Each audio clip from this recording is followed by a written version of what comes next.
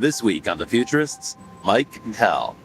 AI is like an exoskeleton of superpowers, right? It's like putting on an Iron Man suit, and all of a sudden you have all these things that you never had the capability for. And people do exactly what you were saying. They're doing things that they literally would have never been able to do in their lifetime because they just don't have enough time. They don't have the skill. And now they're able to do them and have amazing results. So it's a pretty fun time to see, how all these people are growing and learning and experimenting.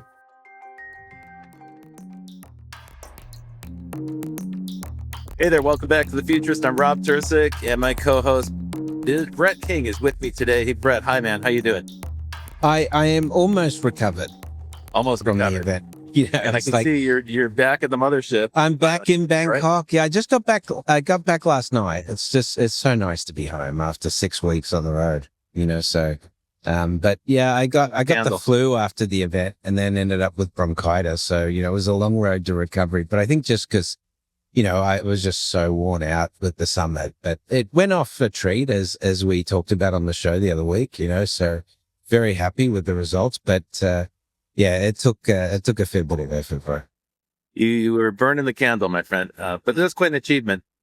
Just the sheer force of will to bring all those people together to one place from around the world. And it was remarkable. And I was at another event, just 2 days ago in Dubai with MasterCard Edge, and they were still talking about it. So, great. Achievement unlocked. Yeah, that was great fun. We'll do it again soon. So, one of the things that we try to do on the show is bring together people who are multidisciplinary, people who've got the vision to think around a problem by drawing on multiple resources and multiple perspectives. And this week, I'm thrilled to bring in someone who's highly recommended, so highly recommended that this week I was mentioning it during LA Tech Week, that I was going to talk to him. And a whole bunch of people were like, oh, he's awesome. You're going to love this conversation. So a great big welcome here to Mike Pell. Mike is the director of the Microsoft Garage. He's an innovator. He's an entrepreneur. He's an author. He's got a new book out right now. And he's also been a software engineer and a computer scientist for many years, including some amazing achievements, which we'll probably get into on the show. Hey, Mike, welcome to the show. Welcome to the Futurists. Thank you. I'm so excited to be here. By the way, you left out artist. I started out my career as an artist and a designer, so I love that part of what I do. But thank you for joining me. I kind of picked that up reading your bio, though it wasn't present in your LinkedIn. Should be. It's that your work seems to kind of vacillate between design and engineering. You go back and forth, or the two things inform each other. And so we could certainly talk a bit about that, because one thing our audience loves to do is understand what is it that you do to invent the future, and then how do you do that? Yeah, what's the process? I would say first, I'd like to think that I do both of them all the time at the same time, because to me, they're completely linked. I don't think anybody can think about the creative things that we do without, thinking about the engineering part, or vice versa. You have some technology or something very, very interesting you see on, just on the future. You have to be a bit creative in figuring out how you can make it real. That's kind of the essence of a designer, right? The design practice. I think for lay people, when they think about design, they think about somebody who does graphics, or somebody who might design a poster or something. That's a part of it, but that's graphic design. Real design thinking is breaking down a problem into its constituent parts, and then taking almost an architectural approach to designing solutions that might address that, and then assembling them. And you could follow that all the way through with implementation. Is that kind of what you do at the garage? Not at all.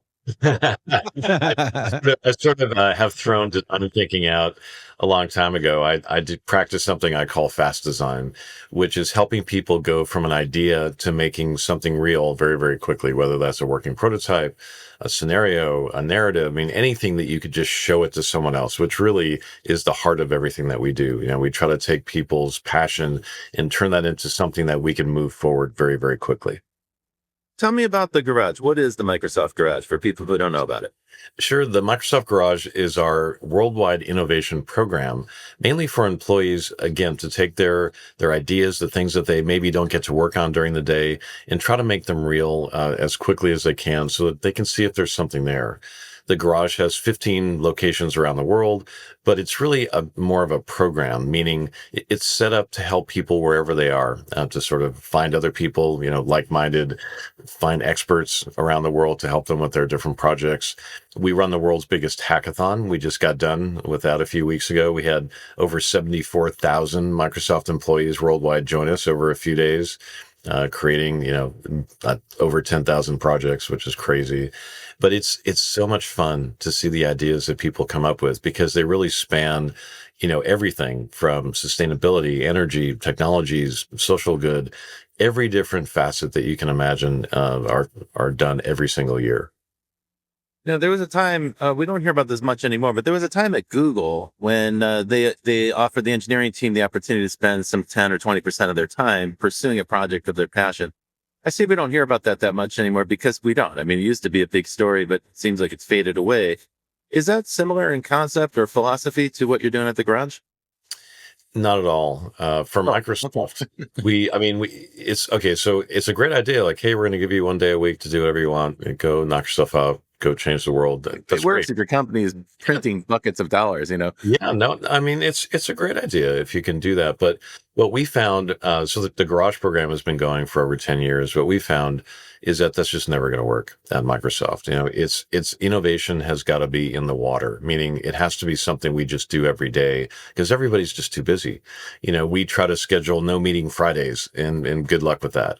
Right. It's just never going to work for us. So the garage has tried to help change the culture of Microsoft to be more curious and more experimental every day, not just 1 day a week or once a year. And is it right down the hall? Is it something like you could just wander in if you're a Microsoft employee and check it out? Yeah, if you're in one of the 15 locations around the world, yeah, you can just cruise in. We do lots of different types of programming. In New York City, where I am, I do lots of events with our customers. So that's a lot of fun to sort of challenge their thinking. I like to say my job as an envisioneer is to disrupt the thinking of the world's most successful companies every day. And is Copilot now playing a big role in this type of prototyping you're talking about and so forth? Absolutely, Brett. You hit it right on the head. So we all know innovation and prototyping and, whatever, we have done it the same way forever. You envision something, you ideate on it, you hack something together, you show it to people, you get some feedback, you figure out whether you want to go forward or not. It's not rocket science.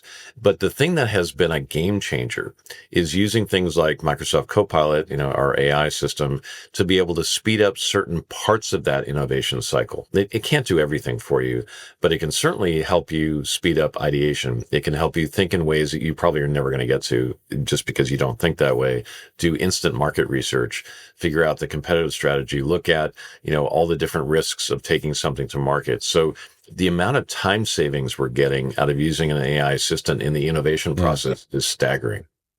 I mean, I've been, we used it, fairly frequently in the lead up to the summit, but I've got a couple of startups right now and producing business plans and, even just getting accounts done, and things like this, the uses for these AI tool set now is just increasing rapidly. It's like, it's funny because about a year ago, someone might be using ChatGPT and you start talking about technology and employment and they're like, ChatGPT or Copilot is never going to take my job.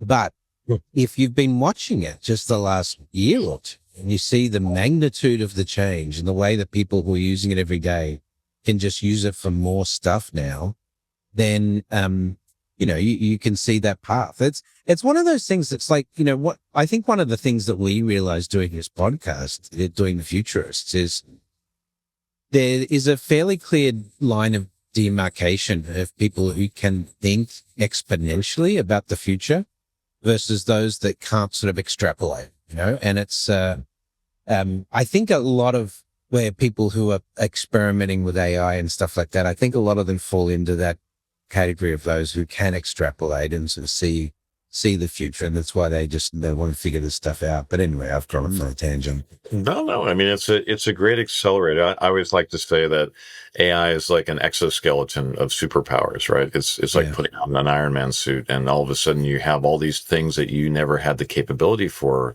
And people do exactly what you were saying. They're doing things that they literally would have never been able to do in their lifetime because they just don't have enough time. They don't have the skill. And now they're able to do them and have amazing results. So it's a pretty fun time to see, how all these people are growing and learning and experimenting. One of the interesting things about AI to me is it makes you very self-aware. It makes you self-aware about your business process. So, if you're going to be using a Copilot or any other kind of chat assistant, you have to think carefully about how to give it instructions. It's a little bit like talking to a real assistant. You have to kind of break down the problem into something that can be solved. And so that's the first part is you have to think about your own process and then communicate it in a way where, something else, another person, or in this case, an AI can understand what you're telling it to do. And then you kind of have to evaluate the results. And candidly, I think most people, the first few times you try this, it doesn't really bring you the results you're looking for.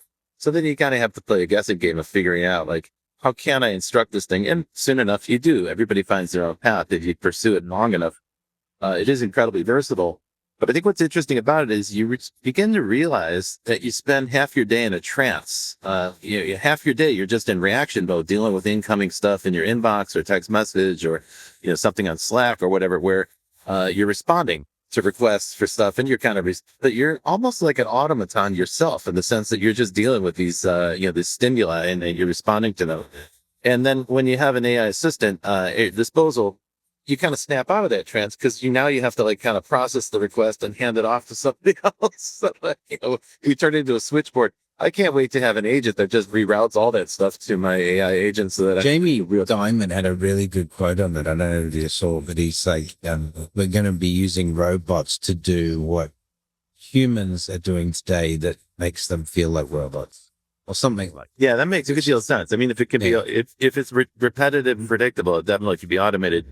But if you step up one level from that, what's useful about that process and what I think everybody needs to go through it personally is you're trying to apply AI at scale in a business. Now you have to be able to think about that whole business process that isn't always documented. Sometimes it's, just people with informal relationships in the company that, communicate to each other or send memos or whatever, however they communicate. You have to begin to observe that, deconstruct that process, and then replace it with AI at the middle. This is a super interesting puzzle, but I would say most American companies that I'm familiar with so far are stuck somewhere in that, but they haven't gotten through. And many of them are coming back saying, we can't get the results that we want. They're finding that it's a bigger effort. I'm rattling away. There was a really interesting, it's quite applicable, but there was a really interesting study that just came out from Harvard, at the end of September, which was showing that by analyzing LinkedIn search results or LinkedIn job placements, that they were seeing a big restructuring into our teams were being done. So, you have a senior person normally be tagged against the 3 junior people, and you're seeing a lot more of the job request now for a senior person using AI instead of using the 3 junior people. So, we are seeing a reshaping of the job market around this. And, it's like, we've debated this on the show many times, Rob, but I think it's moving so quickly now, but it's not necessarily where we don't have the data of how it's reshaping things. But my guess is it's going to be more impactful in the short term than we might have thought. It's already happened. And everything you just talked about, I witness every day. I have these conversations with the world's top companies.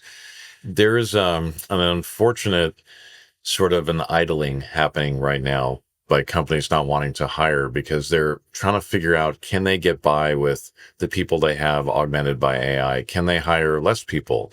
Can they get rid of some people because this AI thing sounds really promising? And it's causing an unfortunate situation where new grads are having a hard time getting jobs. Super smart, very capable of doing things much better than some existing employees, but not being given a chance because there's a narrative that you just talked about where, well, maybe a senior person, powered by AI can do better than bringing on, 3 new college hires. And I don't know about that. This is all part of it, I think. It's all part of it. And there's going to be very strong incentives, at a market level to sort of aggressively try to humanize corporations, because, if like, I mean, even if we hear Sam talk about a single person unicorn and stuff like that, there is a general acceptance that the intent of AI is to lower human capital and in doing so make corporations make profit.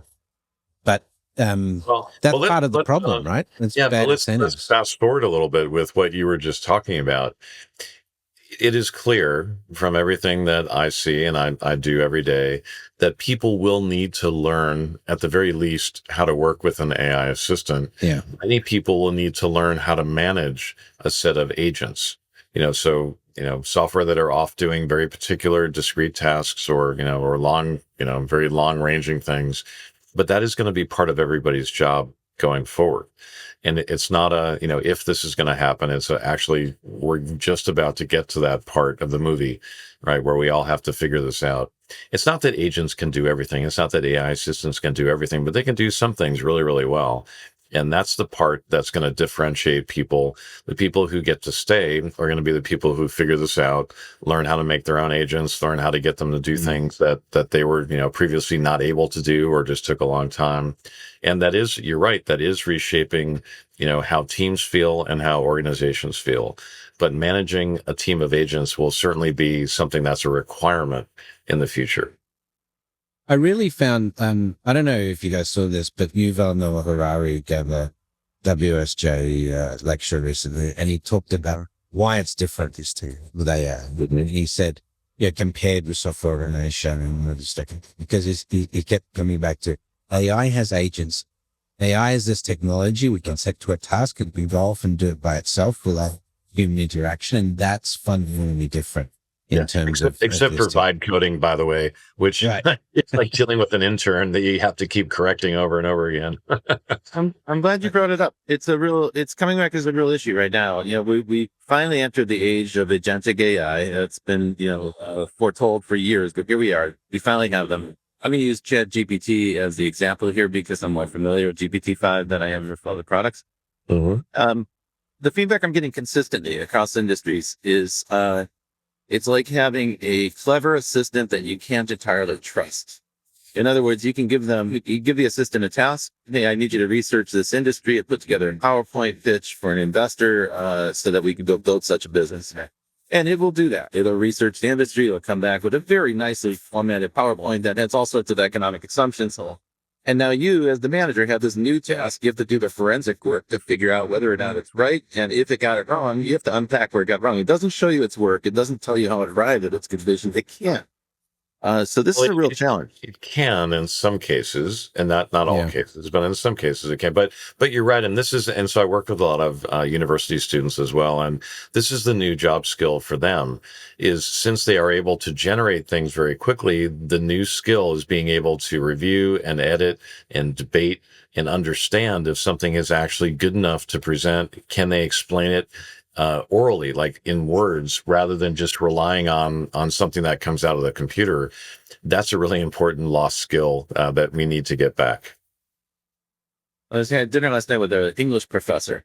You can imagine this is like an existential challenge for an English professor.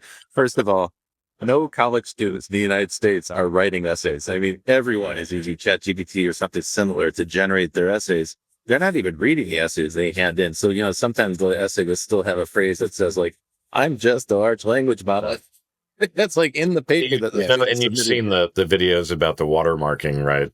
That's appearing in ChatGPT, like in Marvel. So her concern is that the students that are being formed right now at university level who rely heavily on LLMs to finish their work are not developing a critical skill, which is the ability to formulate thoughts in a written process. And this is a skill that we've had now for hundreds of years, right? So it's something that culturally has been a part of the mainstream. It's kind of a hallmark of education, is the ability to articulate concepts and formulate arguments. And that's a key point here, is that it's very difficult to formulate a logical argument in sequence if you can't write it down. If you don't have the ability to write your own papers and construct your own argument, you're probably going to be unable to articulate a persuasive case. And we noted that simultaneously there's a rise in highly emotional communication. And that has something to do, I think, with the way social media is veering towards video. Video, by its nature, is not capable of delivering a complex argument. video tends to be very superficial. You look at, say the text talk track of a voiceover from a documentary. It's not very deep. It's not very, the depth comes in the visual, the spectacle.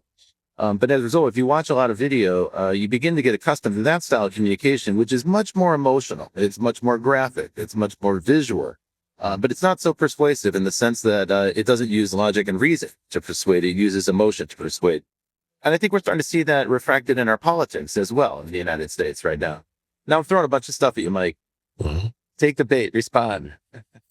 Well, so the first thing I'll say is I completely agree that we need to bring the humanities back into the core of education, meaning critical thinking, the ability to communicate well, to formulate, to think on your feet, to debate, to be able to be, as you talked about, that person who can, at a moment's notice, be able to understand, synthesize, create a narrative, on the spot. That's a difficult thing to find. I see these days, with new grads and even in the workforce. So yes, we need to get back to that. As far as persuasion and visuals, I guess certainly we are a video culture now. We're instant gratification, 3 seconds of attention. Yes, got it. But I've, and the reason that I write the books that I write is that I see something a bit different on the horizon, which is that mechanism can also be used for good, hopefully, to be able to persuade in a very, I'll say, deep way, by using logic and reasoning, but not just in your mind, being able to see it and to actually feel how things are working in a certain way. I'm glad you raised that. This is a really important point for the folks who are listening to understand how Mike Pell works. It's this invitation to visualize that I think is a through line in all the work that you do, not just at the garage, but also in the books that you write. The books are an invitation. It's like you kind of formulated this thesis, but you want to invite your reader to come in and share it with you. And you're trying to convey that. And it is a visual process. Tell us a little bit about the newest book, Visualizing Business. Yeah, for many years, over 20 years, I've had a very clear vision for how business should be communicated. And so, it just turns out that now is the perfect storm. We have, the incredible visual libraries. We have engines to be able to do things in real time. We have all the data we could possibly ever want to make arguments. We have, AI that's been sort of mainstreamed, right? So people are not afraid of it. It's actually become relatively affordable to build things out of AI and machine learning and data. So you sort of combine all those things together, and that gives you the ability to now be able to visualize how systems and processes and markets and things actually work. And at the heart of all of my visualization work is the idea that we can surface the invisible elements of business now in a way that we never could before. So we all know how, business models work and supply chains and, sales process. It's just something that we inherently understand about our businesses, but there's no way to see them. And there's no way to see them in action. And there's no way to be able to stop and play what if or to simulate how things may turn out. And so that's what I wrote Visualizing Business about, is basically to lay out how this is going to unfold in the future. All 3 of my books were written from the future. And so Visualizing Business, as it turns out, is the closest to reality now because everything has just happened in a way that makes it possible. That's cool. Now, is the book out? Has it come out yet? Yeah, it's been out for a bit. So you can go to visualizingbusiness.com or go to Amazon, wherever you buy books. But it was a lot of fun to write because it was one of those things that I've been working on. And it's, I had lots of examples of how this is going to play out. And sort of just sharing that vision with people was a lot of fun for me. I imagine in your line of work, you're seeing examples walk through the door every day. They're like, ooh, that would be a good one for a book, and jot it down and keep that's funny you say that because I have so many of my own ideas. I don't need other ones. I'm never going to end up with all the ones I should be writing about. Yeah. Hey, Mike, we like to do a thing on the show from time to time where we want our audience to get a chance to understand where you're coming from and the kind of things that formed you, got you excited about the future. And so to do that, we have a special torture that we administer to our guests. It's called the lightning round. It's a series of more painful than it really is. But so, Brett was going to administer this. He's going to ask you a series of short questions and just give us the first answer that comes back. Okay. Yep. So this is the lightning round. So, Mike, what technology do you think has most changed humanity? television. Interesting.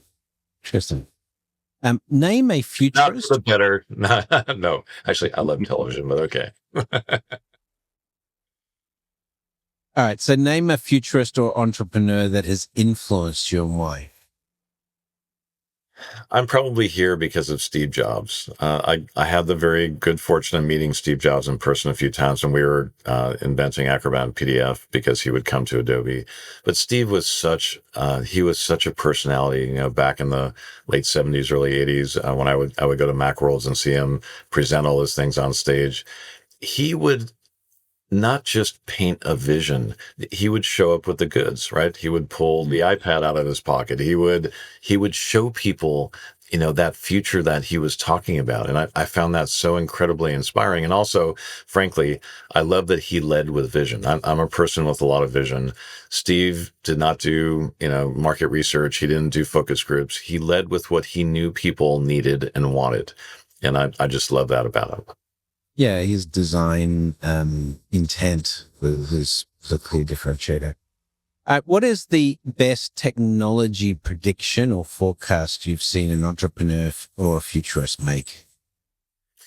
Well, I think it's hard to argue with what Ray Kurzweil has put together, over the last several decades. I mean, Ray's not very often wrong. You can agree or disagree with some of his future predictions, but the guy's got an amazing track record. And so I would very carefully study what Ray's been talking about. Yeah. I mean, I think it's really interesting. I remember talking about this maybe 15 years ago about his prediction for longevity escape velocity. And now, it's looking pretty well. All right. Last one. Is there a science fiction story that's most representative of the future you expect or hope for? I'm going to answer that two ways. The optimist in me loves the notion of Star Trek, right? That we, have conquered many things and we're off exploring, the universe. That's a great vision. And that's always been very inspiring to me. But I was also very inspired by Blade Runner, because I'm a very visual person, but it was such an interesting vision of the future. I hope that we don't head for such a dystopian future, but it was very, it sort of really got you, the first. Which one, the Ridley Scott one or the Denis Villeneuve? The original, yeah, the original one. Right on. It was really interesting. We had Kevin J. Anderson at the Futurist Summit talking about that, about how it was 2019, which the original Blade Runner was set in, and it was a world where we already were anticipating that androids, human-like androids, were so old at that point they were running out of their lifespan. So, he was talking about the problem with forecasting. That's great. And let's go to a quick break. And you're listening to The Futurists, where we have Mike Pell as our guest this week. We'll be right back after this break. Hey there, welcome back to The Futurists. I'm Rob Tercek with Brett King. This week we're talking to Mike Pell from Microsoft Garage. Now, Mike, before the break, we were talking about visualization and we're talking about imagination and the kind of like oscillation between design approaches and engineering approaches.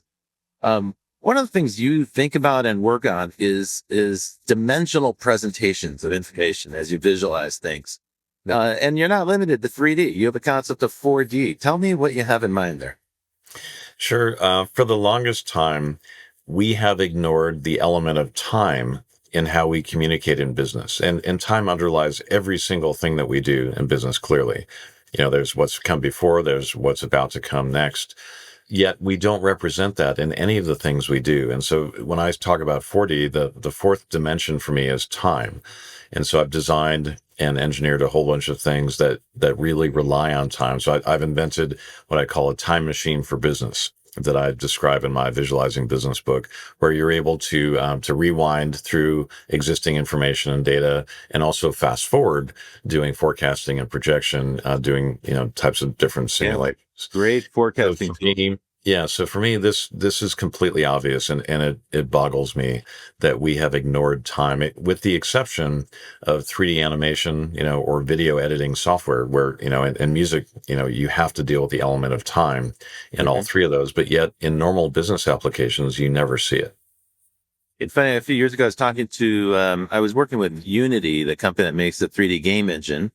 And I was talking to their AI department, and the head of AI was saying to me, Brown, he said, the reason you're having trouble understanding the concepts I'm sharing with you, which happens often for me, he said, the reason you're having a hard time understanding that is you're thinking of us as a 3D company. And I said, well, that's what you do. You develop a 3D game engine. He said, no, we're a 4D company. And I'm like, 4D, give me a break. What's the fourth dimension? Time? He said, as a matter of fact, it is. I said, okay, explain. I need to understand.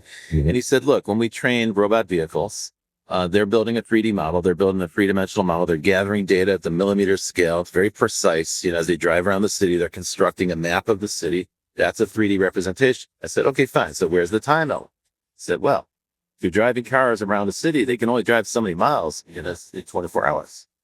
But we could train that same intelligence on the model, and we can accelerate time. And so we can do 1 million times more scenario planning in the same space of time. And I was like, okay, you made your point. I get it. Mm-hmm. Like you can actually collapse time down. Now, that might not be something humans can endure, but machines absolutely can. And so for training autonomous systems, that's a gigantic unlock.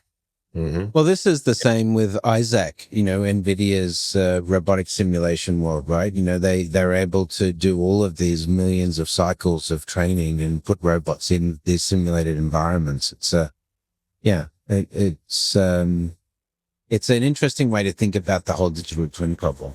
I think it's going to end up becoming a forecasting tool if it hasn't already. I mean, I think in the very narrow cases, it can be when you can control all the variables. But I think broadly, if you can start to build larger and larger simulations of the economy, the one I'm most interested in and talk about a lot on this show is the supply chain, because it's the most complicated thing humans have ever built. There's more than 1 million companies involved, and some 6 out of 10 jobs touch the supply chain. So lots of people working on the supply chain. If there were a way to visualize that, and then accelerate it in time, which we described, then you could start to do scenario planning, and you can start to envision what might happen when there's a weather event or a conflict or a war or something else. You can envision those scenarios and see what some of the secondary and third tier consequences might be. And to me, again, that's a great game. Like that would be a huge benefit for business. I mean, imagine there's $40 trillion of business activity connected to the supply chain. So even a few percentage points of the efficiency gain are going to really unlock a tremendous amount of value for companies. So that would pay for that kind of a simulation many times over. Mm-hmm. Absolutely. And I talk about that quite a bit in Visualizing Business, that exact scenario.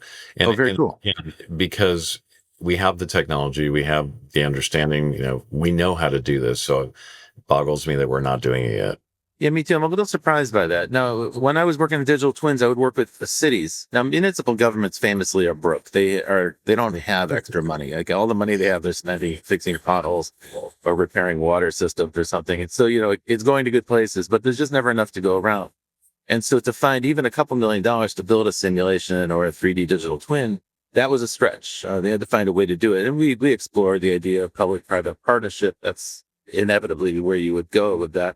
But what's your perception there for business? Because it does seem to me that manufacturers, certainly auto manufacturers, have adopted this with some gusto. I think every auto plant now in the world has a digital twin of some sort. They may not all be 3D, but they are all tracking data, and they're able to do simulation to represent what's happening inside the plant.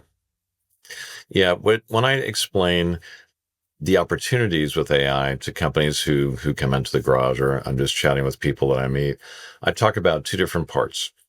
There's the operational efficiency part of AI and machine learning, the stuff that we're very good at doing. And then there's the growth part. What you're talking about with simulation is really first on the operational efficiency side of things. You're right. We can save an incredible amount of money and time and find all the bottlenecks and figure out what's going to go wrong. But the growth side is often ignored. And this is what I try to point out to people. If you spend all of your time looking at the operational efficiency side, you'll miss the most important part and you'll be out of business. And history is littered with the companies that didn't pay attention to the growth side. So what you're talking about using digital twins, machine learning, AI, to look at the operational efficiency will lead to, as you said, to forecasting, simulation, and being able to predict to some degree the outcomes of who knows how many what-if scenarios that can be played. That's the growth part of this. What are the levers for hyperscaling? That is a really interesting point. So, for instance, you could say most cities today are covered with surveillance cameras. There used to be a time 20 years ago when they said London was the most surveilled city in the world because it had all the CCTV cameras. Today, that's probably true everywhere. Every municipal transit system and public transportation system, buildings and so forth, every intersection, there's going to be some cameras there. So we gather all that data, but if we're only using it to monitor what's happening now and to evaluate performance today or identify problems now, in fact, it's like a rear view mirror because it shows you what just happened. It's not going to show you what's happening next. I guess the point you're making is when you gather enough of that data, you can actually start to do a fairly reliable forecast. Yeah. If you're willing to, you can generate a forecast. You can even generate different scenarios with different probabilities, I'm sure. Yeah. Tell me a little bit about how that would work. Like, what do you envision there? Oh, well, I was going to say, to follow on to Brett's question about the most important technology, I said television. There's a television series called Person of Interest, and which, if you've never seen that, was exactly what you just described, Rob, using surveillance technologies and AI and machine learning. And, these set of characters are able to sort of get future predictions of bad things that are about to happen and try to do something about it. So we are actually, I believe, at that point where you could start to do that type of thing. But it's a great program. That's why television is so important, because we get to see these amazing visions of the future in that way. But it's really interesting. Like, our ability to forecast this way is quite limited. And the place where humanity seems to be best at it, apart from planetary motion, which we're great at, but, we can thank Kepler and Newton for that. When we have a law, we're pretty good at forecasting. But with weather, I think the weather is the farthest out that we can forecast reliably, but it's only about 7 days. And even that, like 5 days is pretty certain. The next 2 is a little bit iffy. And then the following week, it's really wildly unreliable pretty quickly. It's an interesting problem. Like, how far do you think humans can forecast if we have enough data? Well, I love to think about not being correct in forecasting, but being more complete. I don't know that we're ever going to have, a super high level of precision with forecasting or prediction, but I do think we can cover all, the spectrum of all the different possibilities pretty well, and then let people figure out what's most likely to happen in that particular case. So I don't know that anybody can predict, more than next week, right? I mean, honestly. Certainty. You can at a certain point, it becomes a cone of probabilities, and the cone expands because as you go further and further out, there's more possibilities introduced. We talk a lot, with students and, and also people who are early in their careers, and they're very concerned about, the job market and being able to predict what's next. And I keep reminding them that, yes, all these technologies are amazing and they're doing all these incredible things, but humans have the advantage because we are so random, right? Honestly, we can synthesize something out of a childhood memory and what you ate for breakfast and the color of the wall behind you. In milliseconds. Like, our brains, are amazing at being able to be super creative, in ways that I don't think we've taught the machines how to do yet. So to your point about prediction, the world that we live in, and people in particular, are so completely chaotic and random. I don't know that you will ever get accurate predictions in the way that people hope to, but we can lay out all the different possibilities. So then you can assign a probability, like a weight, to each of those possible scenarios. But that, like, weights have been based on the past. And yet, in some cases, the past is a good predictor of the future. In some cases, it's not at all. Right. Okay. So where does it say that ChatGPT was going to show up 2.5 years ago and change the world overnight?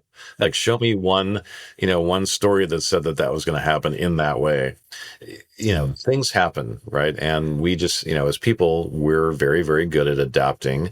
But the whole notion that a futurist can predict the future is it's a very romantic notion. Well, that's why we like to say we like to talk about forecasting rather than prediction on this show, just because I think it's forecasting is super forecasting is a more accurate way of, because prediction has that sort of crystal ball type. We get teased about that from time to time. Like, where's your crystal ball if you're a futurist? Yeah, but let's talk about AI in the context of forecasting. So, you mentioned ChatGPT a second ago. So that's a statistical pattern matcher, right? So it's going to forecast what the most likely next word or the next pixel in an image is likely to be. So in a way, it is doing a prediction, but what it's predicting is the most likely thing for, what people would expect, what the audience might expect. It's one of the reasons why it's not so great at entertainment yet, because it gives you very predictable plots, and that's exactly the opposite of entertainment. It's great if you're doing a research paper or something about history or, regurgitating some facts that are known, but it's not necessarily so good at inventing new. In fact, some people say it can't invent anything new because it's limited. The corpus that it's been trained on is what it knows. When it goes beyond that, it begins to hallucinate, which can have its own entertainment quality, yep. I suppose. Mm-hmm. Do you think that these LLMs could be reliable for forecast, or do you think that we're just inviting hallucination? Well, I'm certainly not an expert on that particular part of machine learning and AI, but what I've witnessed and what I know is that they will get much better at being able to help with what you talked about as forecasting, which is, let's just call it a bit more scientific in its approach. And so that clearly, because we're getting better at teaching these models how to reason or how to mimic, how the human brain works to a certain degree. And so I do believe that they're going to get better and better at helping us to be better at forecasting and being better at spotting trends and being able to possibly synthesize something that we wouldn't have come up with necessarily ourselves. That last point is one that I'm really keenly interested in personally. A big part of my practice is blind spot coaching, helping organizations understand what they can't perceive because of their structure or their leadership or some mandate, or sometimes there's taboo topics. You're not allowed to talk about certain things in the company. Or sometimes it's regulatory. They've been conditioned not to think about something because the regulations don't permit them. And a company that's not so inhibited is going to find an open space where they can innovate around that company. And that often is how disruption occurs. Yeah. And so, drive my job, by the way, Rob. that's what I do every day. We have that in common.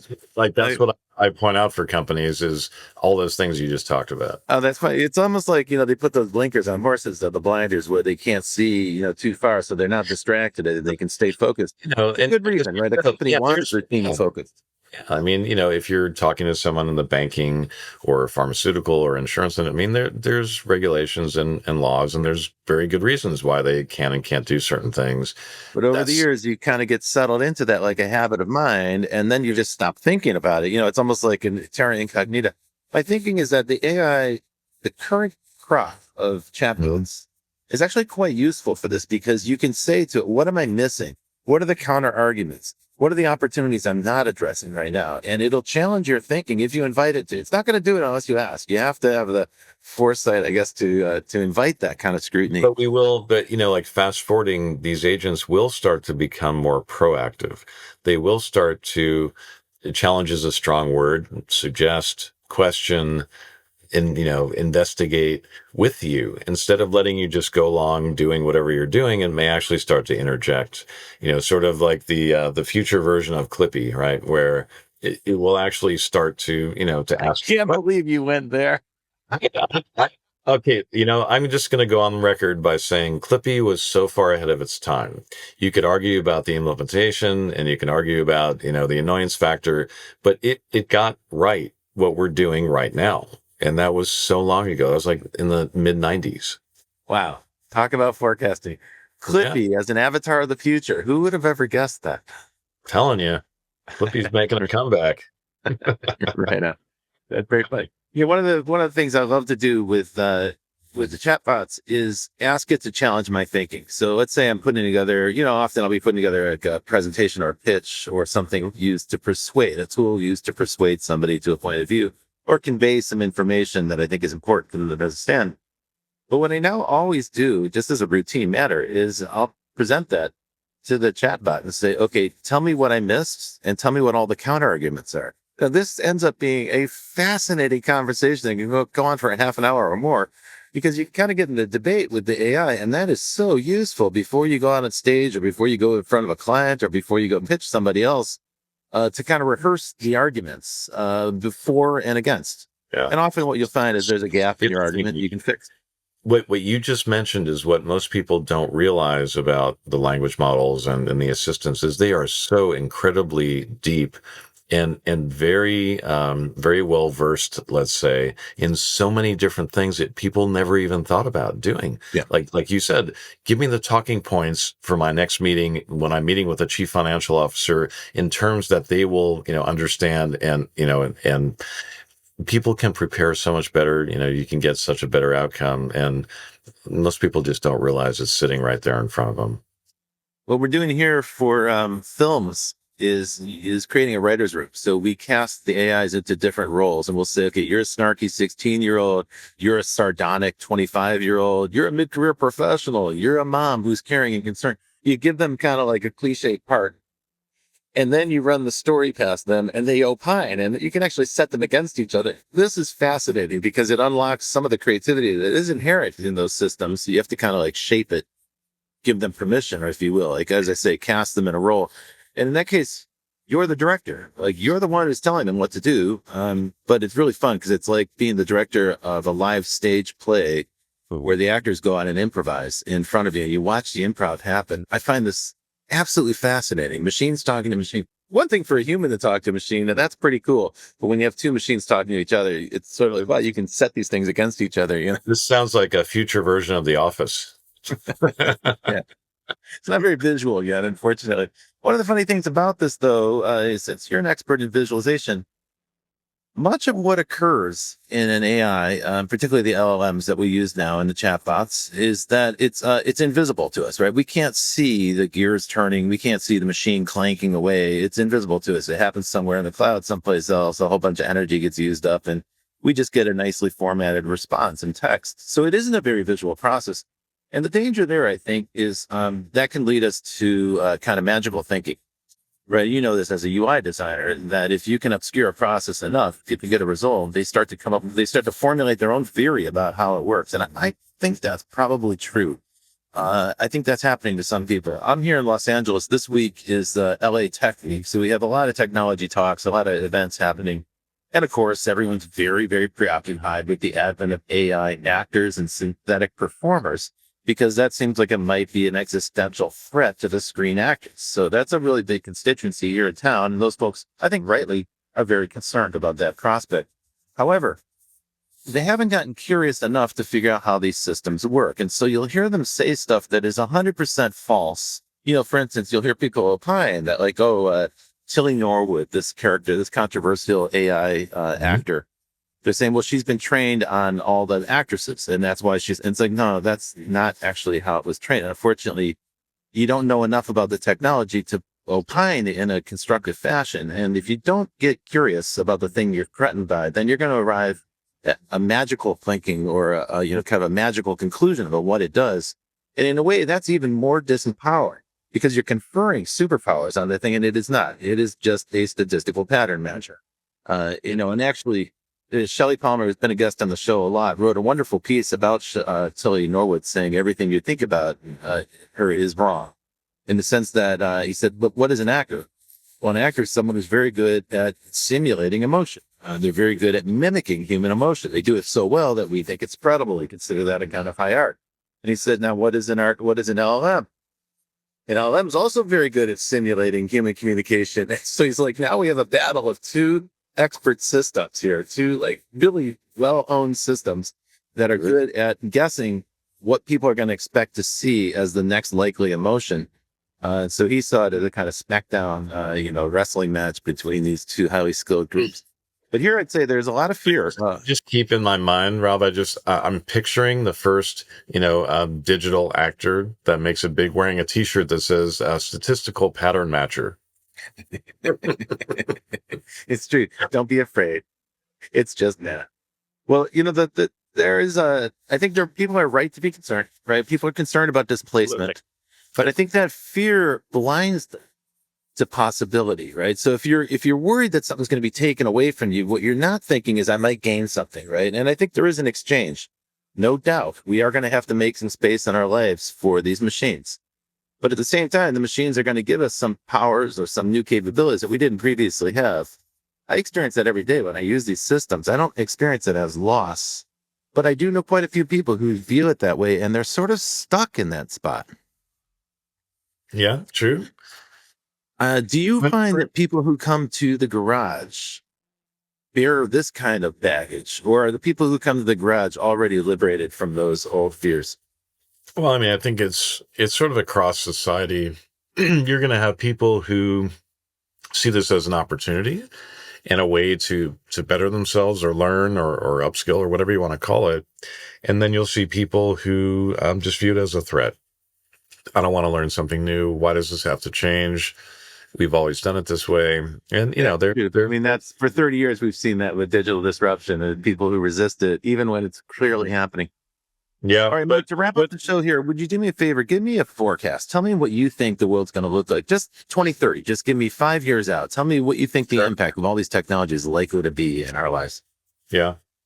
Nobody's going to be talking about AI the way that we're talking about it now. It'll just be the way it is. Nobody says World Wide Web anymore, right? It's just the way it is. So AI will just sort of fade into the background, but its impact will be across literally everything and in different ways, whether it's social situations, you know, sports, business, every aspect of our lives will be highly impacted by all this technology in some way. I believe that we're headed for a time of, by necessity, a boon in entrepreneurship. People are not going to be able to get jobs. And so they're going to have to figure out how to go off and do their own solopreneur thing because that's all they have to do. And so the cost of entrepreneurship is going way down. Like the barriers to entry have been eliminated largely. Yeah, and I believe in, you know, Ullman's vision of the solopreneur, you know, making a unicorn. That will happen, and that will encourage many people to go off and try that. The question will be, what are they selling? You know, I mean, everything can't be digital, right? We live in a world that's needs people's pipes to get fixed and roofs to be, you know, repaired and lawns to be mowed. And like, you know, we live in a highly physical world. And so everything can't be digital, you know, so it's going to be a lopsided economy, you know, and it's going to be something to be dealt with, you know, in 2030 for sure. Right on. Well, Mike Pell, thank you very much for joining us here on The Futurists. Tell us, where can people find out more about visualizing business, and where can they learn more about Mike Pell? I'm easy to find on LinkedIn, just Mike Pell. Visualizingbusiness.com is where you can learn about the book and my previous books, The Age of Smart Information and Envisioning Holograms, or just go to mike-pell.com. Super. Great fun having you here today. And thanks everybody from Provoke Media for making the show possible. Big shout out to our fans. I've been getting some great stuff on social media from the listeners of the show. Thank you all for that. And I'll be back next week with another guest who is going to tell us about how they're shaping and reshaping the future that they envision. Until then, I'll see you in the future.